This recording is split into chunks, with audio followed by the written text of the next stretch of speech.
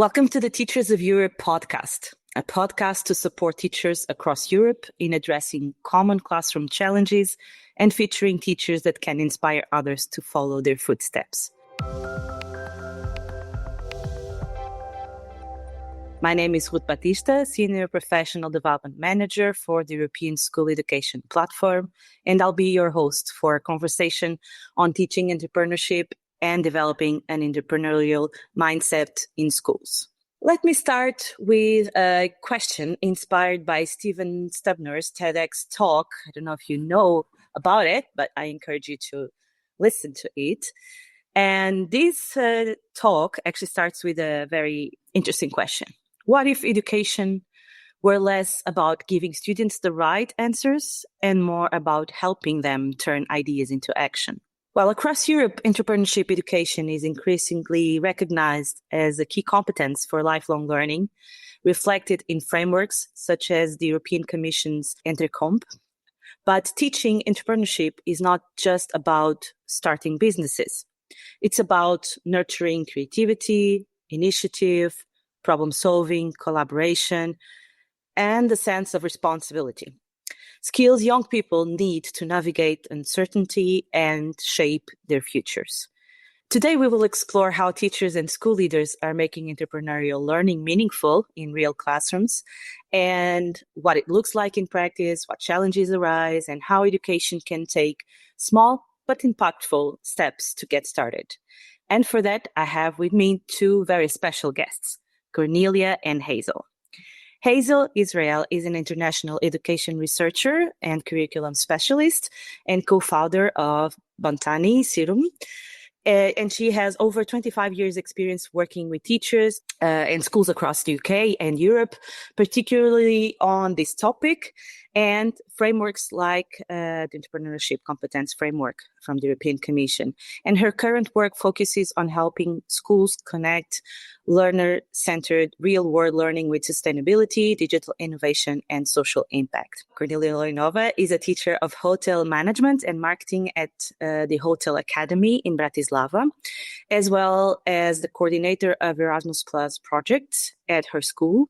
And she also works as a teacher trainer and consultant with a strong focus on entrepreneurship education, project-based learning, and social-emotional learning.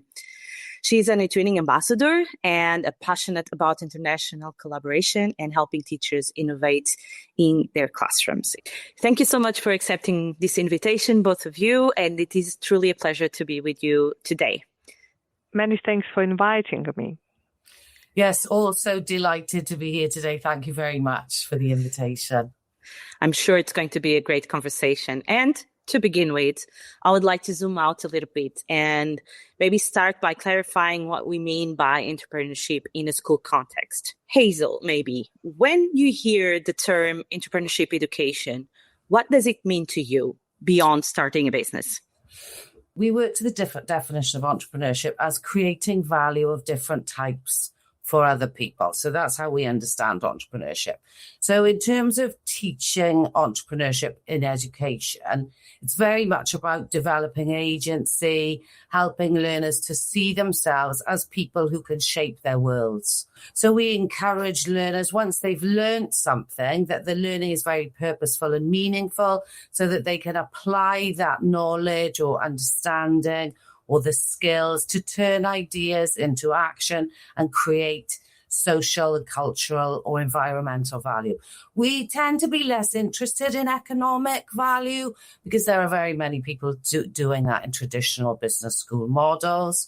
So the entrepreneurial education is about applying learning to create different sorts of value, but also builds confidence for learners to deal with uncertainty, risk, change. You know, when we look at the world around us, it's very volatile, very uncertain, complex, ambiguous. So entrepreneurial education really seeks to prepare learners for life in a world like that. So creativity, citizenship, community engagement, it's a much broader definition than just enterprise. Mm-hmm. So could we maybe say or agree that you see it more as a mindset skill or a way of learning? may I say, for me, it is like a way of thinking. Yes, it is about value creation. I fully agree with Hazel. And for me, I see it as a transition from being a passive consumer of information to being an active producer of solutions, let's say. And in the classroom, maybe because I'm still a teacher in the classroom, so it means like moving away from what is the right answer to how can I improve this situation or whatever.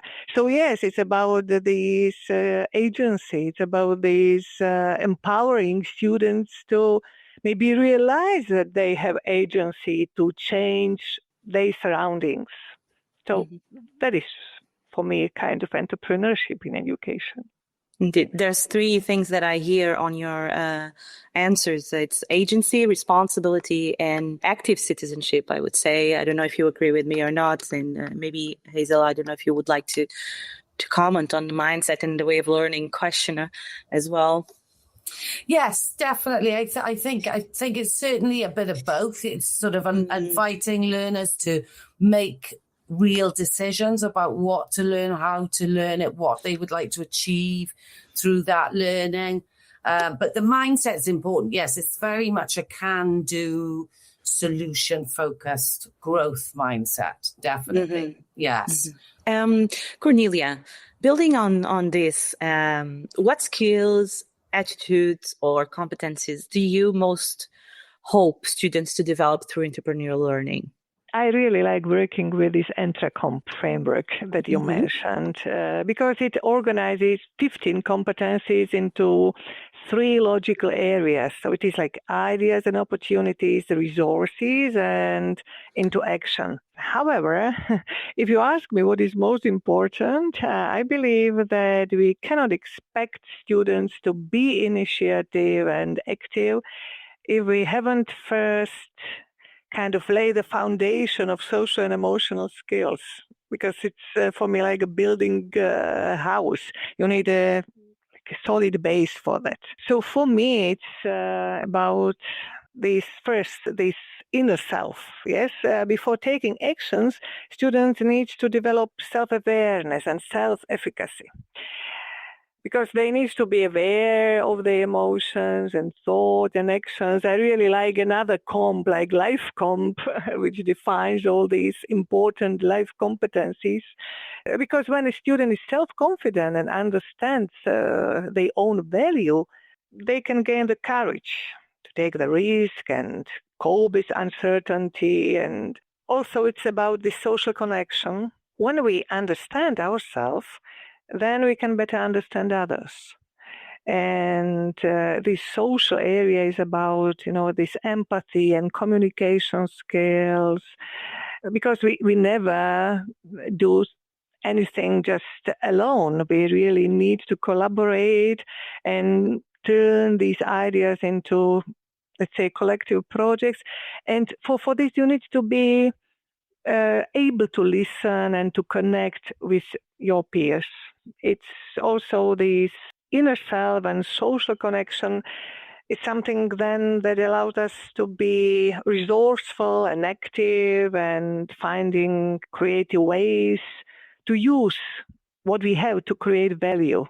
My goal is always not to teach students how to plan a project or whatever, but maybe first to grow them into individuals who really have the emotional intelligence to lead, who have empathy to collaborate, and who are resilient individuals.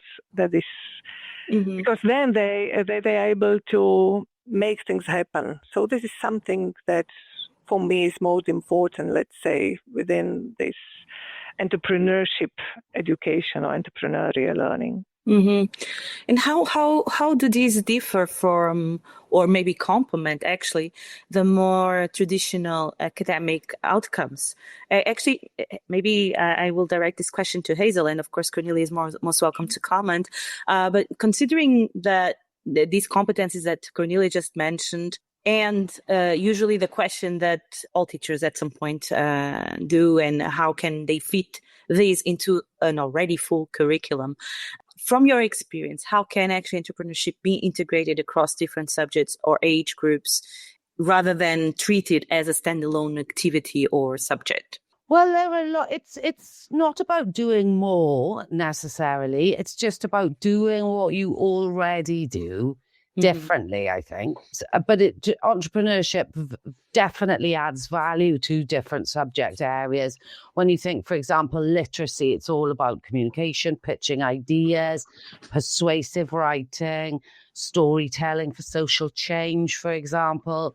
The maths is quite an obvious one around certainly the business side of entrepreneurship with budgeting, pricing, but there's also data analysis, whether that's feedback on prototypes or iterating products and services. In terms of science, solving those real environmental or technical problems. Humanities. So at Banton Cymru, we've been doing a range of really nice community-based heritage projects where pupils arrange pop-up visitor centres or do visitor guides for different heritage assets. But I think entrepreneurship, those approaches, if we think of entrepreneurship as the competencies that Kornélia was talking about, but also about pedagogical principles, that sort of like letting learners lead, collaborating, looking to the real world to create impacts, working with community members, people from outside of the school. Those principles take us into entrepreneurial learning as a really meaningful and purposeful way of developing the competencies that Kornélia was talking about. But I think it's just about giving learners choice, sort of aiming for that divergent thinking rather than convergent thinking. Traditional education is very much about knowing the right answer, getting the answer right. Whereas in entrepreneurship, we're looking for multiple solutions and evaluating multiple solutions. And how early do you think entrepreneurial learning began? When they're 3, the earlier the better, really, I think, because there's a lot of talk that traditional schooling kills creativity, whereas children are very creative. So we really want to capture and harness that creativity and also make the link to those very young learners that learning is meaningful and has real world value, that they can take what they learn outside of the classroom, outside of their school settings, into their communities. And so it's more purposeful in that respect. So yeah, the earlier the better, I would say. Kornélia, first of all, would you agree with this? Yes, of course. I'm sure about this. And maybe when Hazel mentioned this creativity, there is also the power of curiosity. For me, it is really like a main pillar of entrepreneurship. Yes, if we are curious, let's say when we are curious about how we function, then we develop self-awareness. I like to mention this all the time to my students. Then when we are curious about others, then we developed empathy. And then when we are curious about how the world works, then we naturally learn, we educate ourselves. So really we can develop these across all subjects. And then what is another kind of pillar for me is growth mindset. Maybe we all know this Power of Growth Mindset by Carol Dweck. If not, so then I recommend to read to everyone because it's really very important for us. And it can be also integrated always and everywhere. It's about how we support children, how we provide feedback, how we praise them, all these kind of things. And then also what is another pillar of entrepreneurial learning that we can develop everywhere from very early age, it's stepping back, not doing everything for children, because this learning happens when the students are active. Not the teacher should be active in the classroom. Students should be active. It's there's a kind of saying that we should be lazy teachers. that students should come home, that they are tired, not the teacher one. During the classroom, students should have this active role. And whether they are 7 or 17, when we give them this ownership of a task, then they learn to be resourceful and proactive. Maybe whatever students are able to do, let them do it. And we can do it from very early age up to 20 years old. So I have my students who are 20. Well, with your vast experience, could you maybe share a concrete example of a project or a classroom activity where the students were encouraged to take initiative or solve a real world problem where you got them tired, maybe? Yes, I'm really proud of one project because I connected it with eTwinning community. So in my classroom, we made a project Make a Difference Day. And it was very simple. I asked my students to look at the community and identify someone who has a problem or specific need. And then I challenged them to turn that problem into an opportunity to help. So students started by brainstorming solutions, and then they really took the full responsibility for the organization. And for several years, my students, for example, organized a charity run. And it was not just like they were running, but they really managed the whole event. They raised funds for that. The aim was, for instance, to purchase, medical equipment for an oncology department, or we supported a school for children in Africa. So it was for different reasons. But then we started, in my classroom, but then through eTwinning community, and I led this eTwinning group, Entrepreneurship in Education. So I challenge other teachers with this, and across the Europe, schools really joined this kind of Make a Difference Day.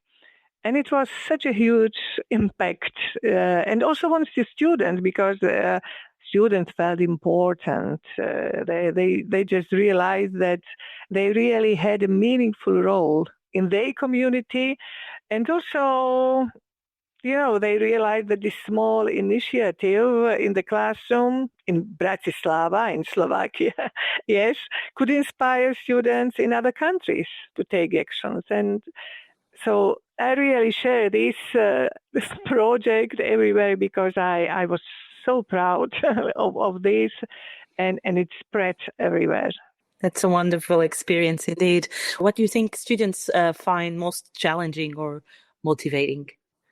I think that it was quite easy for them to see that also there are so many problems everywhere, but then to switch this, that the problem can be just an opportunity. So let's be active. So there are no problems. It is this saying that there are no problems. There are only opportunities. So just switch from this problem thing to, no, it is an opportunity for us to do something. And then when they were able to do all this, because you can imagine that they had to communicate together, they had to negotiate with many different people. So they really learned to work together. They developed those collaborative skills and also, of course, empathy, and all these together. It's just that the result was perfect. And somehow they even didn't feel that it was so difficult to realize, to organize all that. In the end, working together as a team, it was something fantastic.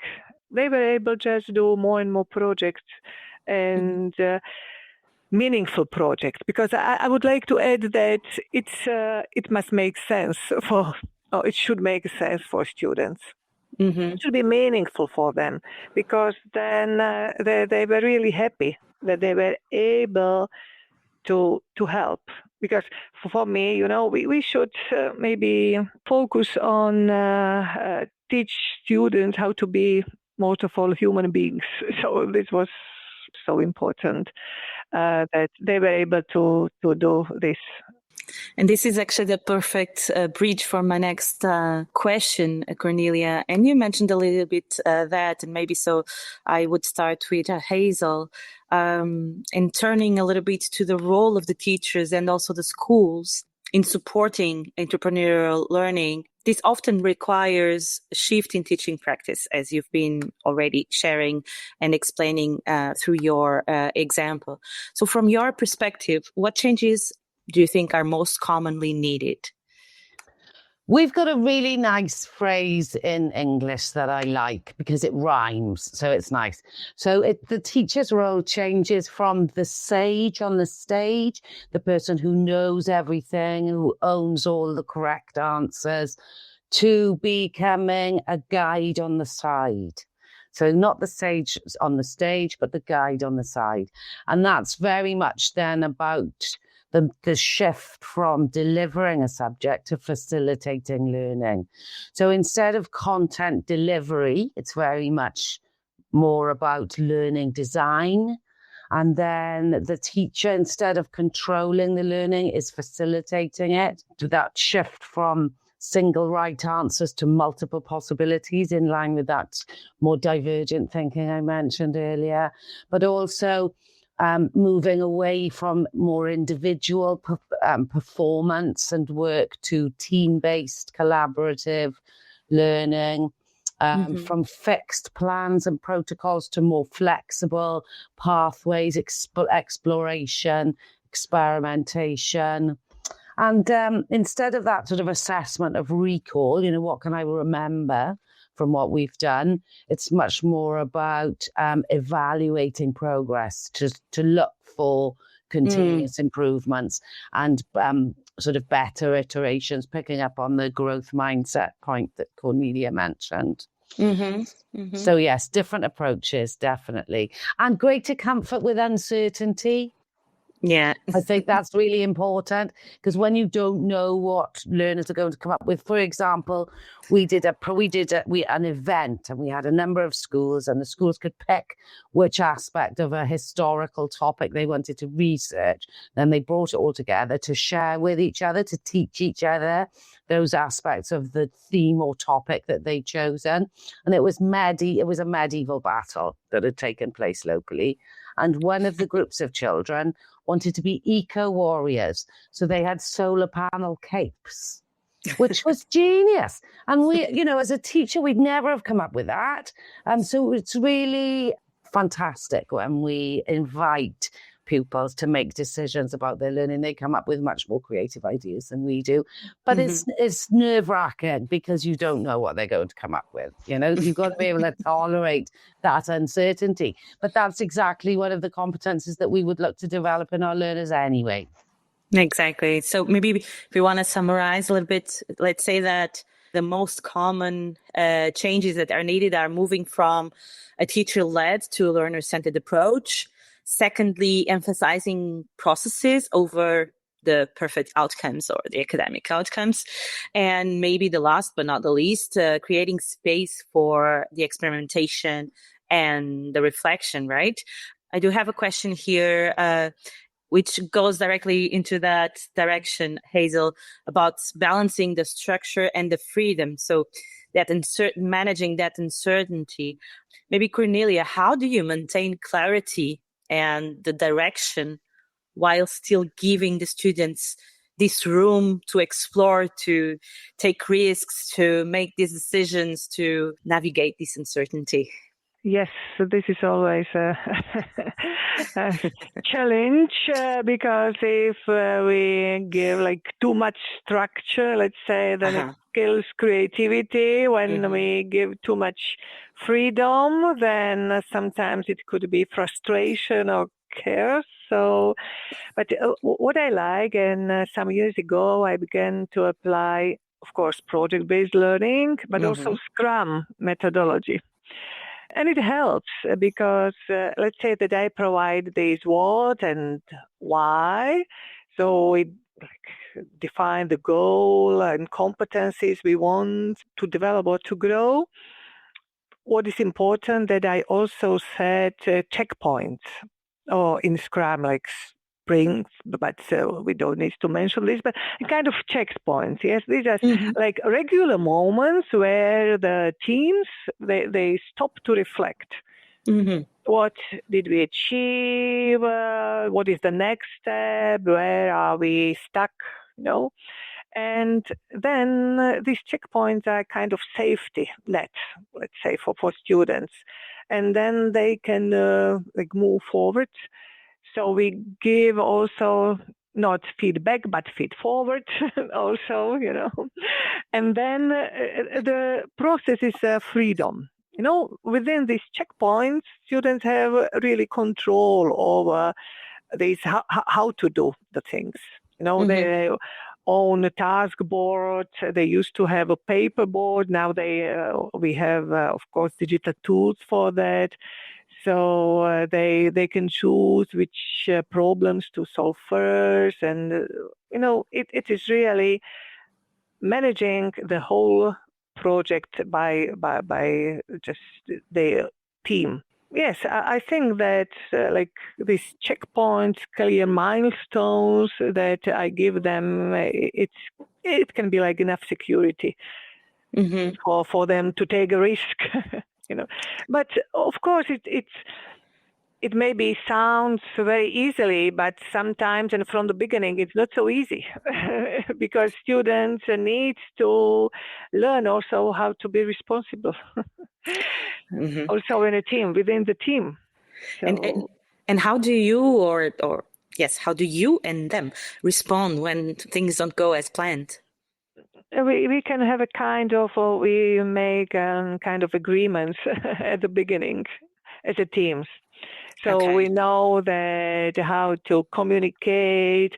Also, there is another thing, collaboration doesn't just happen. It really needs a lot of skills to develop, and we also first build relationships together. So for me, from the beginning of the school year, the first weeks, we really devote time to building relationships and all these, let's say, life skills, so that we are then able to work together. We have clear rules, let's say, and we set them together. So we have written rules, how to behave, and we start from how do we want to feel, how do we want, so from this.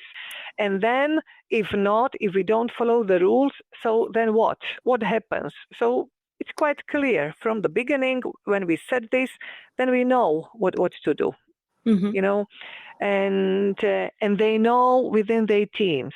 And if they are not able to do or to solve this within their teams, then teacher comes then after this, not from the beginning, because they should somehow learn then how to negotiate, how to solve problems within all these behavior, let's say, problems that they have among them.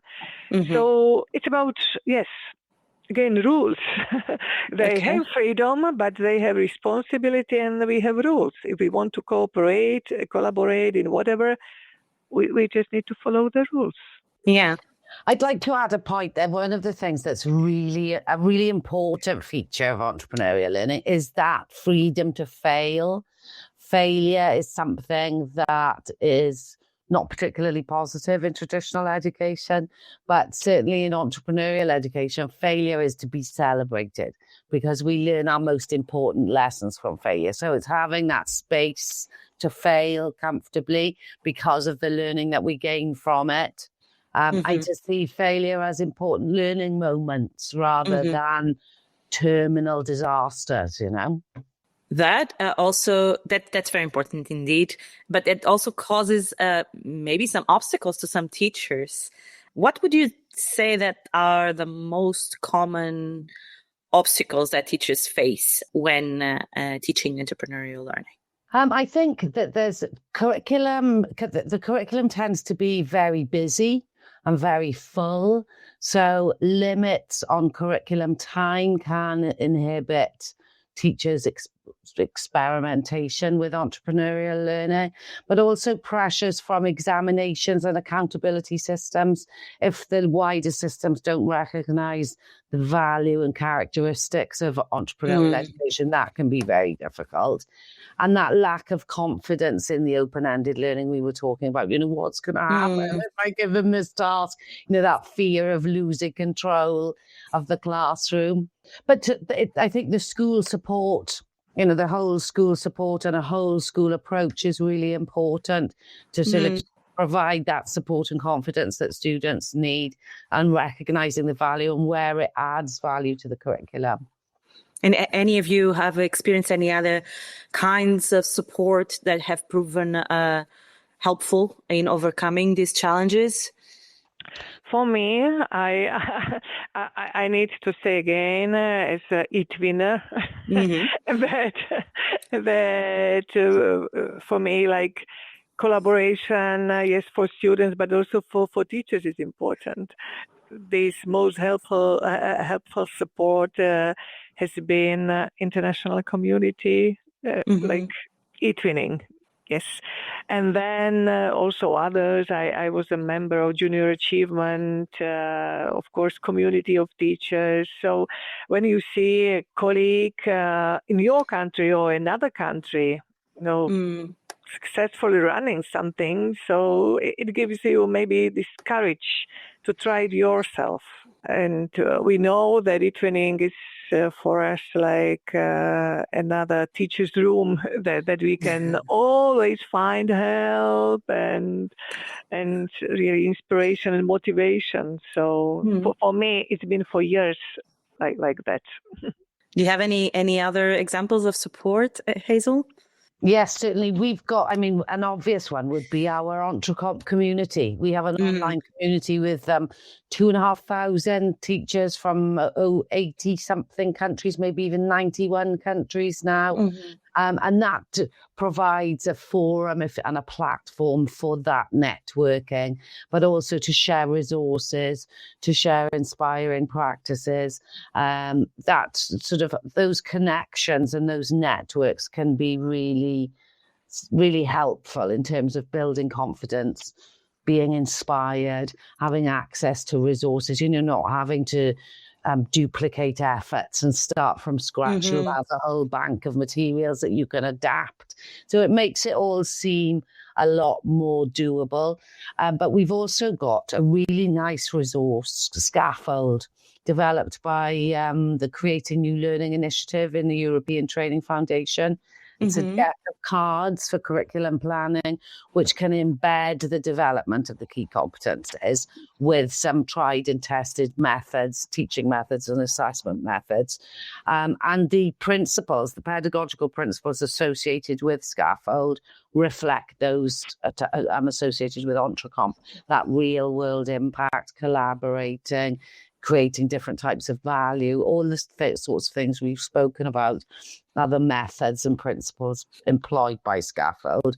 But yes, that networking outside of your organisation, but even internally, to have that support internally is important, but also partnerships with other organisations can be very inspiring also. Yes, I would also add maybe this local community like AGOs. We also collaborate at school, or local entrepreneurs or parents, So sometimes I just ask really professionals, entrepreneurs to come to my classroom to talk to students. Students can pitch an idea to real professional, So it's also just open our schools to community. It could also be helpful.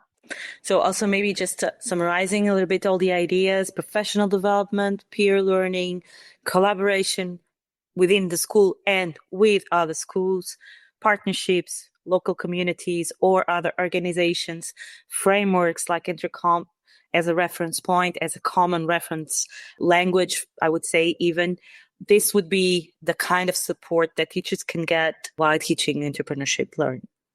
And online communities. Yes, online like communities, indeed. Community. Yes, indeed. And for our listeners of today, we will add all these references and links in the description of this podcast, so you can access all these networks and communities and resources as well. Okay, so then as we begin to wrap up, I would like to focus now on inspiration and action. So if a teacher is listening to this podcast and thinking this sounds super nice and valuable, but I don't know exactly where to start, what is one simple activity or approach that they could try in their classroom? I don't know who wants to start. Yes, Hazel. Yeah. At its simplest, you could really just ask learners, what small thing could we improve in our school? Think of one thing we can improve to make life better in our school. It can be that simple. And generating ideas in groups in response to that question, choosing one idea to test. But actually sort of evaluating each of those ideas, getting the class to vote on which one they would like to actually work on. So first, small step and giving students more agency, I would say. And what about you, Kornélia? Yes, I agree with this. And we have such a diary of opportunities, spend, let's say, 1 week just being kind of problem detectives.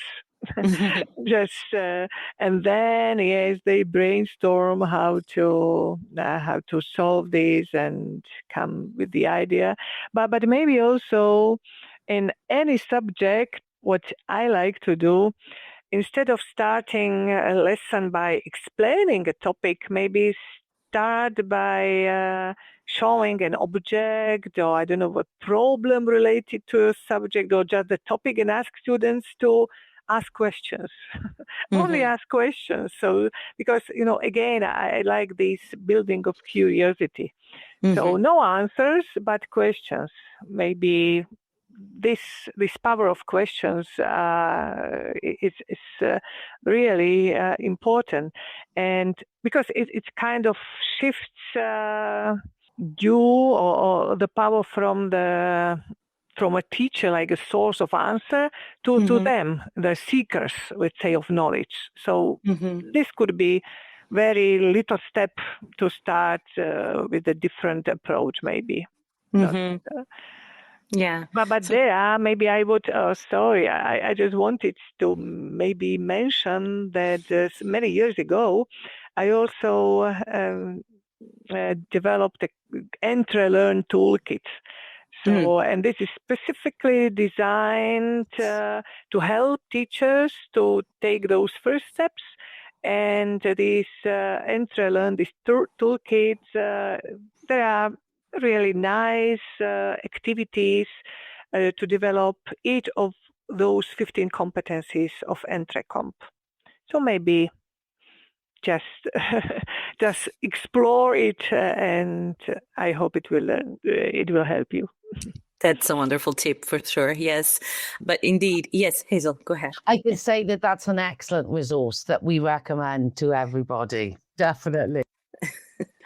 Well, indeed, sometimes small changes like reframing a task as a problem to solve can open the door to much deeper learning.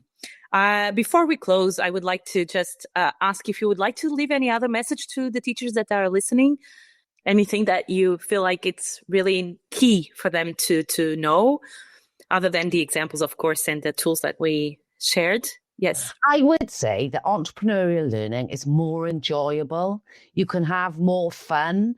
And that's not to say that it's frothy, frivolous fun. It can be the fun of really setting yourself a challenge and working hard to overcome that challenge. But it's more fun because of that meaningfulness, if you like. You've got the purpose and the meaning and that real world impact. There's no better way to learn. Yes, I agree with this. It can bring joy to the classroom. And I read once, and I like it, that being a teacher is the most entrepreneurial job in the world, because every day we are turning potential into action. So, yes, teachers can be teacherpreneurs. That's So lovely. let's be teacherpreneurs in our classrooms. That's lovely. Thank you so much. As we've heard today, teaching entrepreneurship is not about turning every student into a businessman and entrepreneur. It's about helping young people to think creatively, act with initiative, learn from experience, and take responsibility for their ideas. It's also about empowering teachers to experiment, to collaborate, reimagine learning as something that connects school with the real world. And as you were saying, having fun with learning. Thank you to our listeners for joining us. And if today's conversation sparked an idea, perhaps that's already a first step towards entrepreneurial learning. And once more, thank you, Kornélia and Hazel, for joining us today. And Thank you for having me. It was a pleasure. Right, yes. Well, thank you again. Goodbye, and stay tuned for the next episode.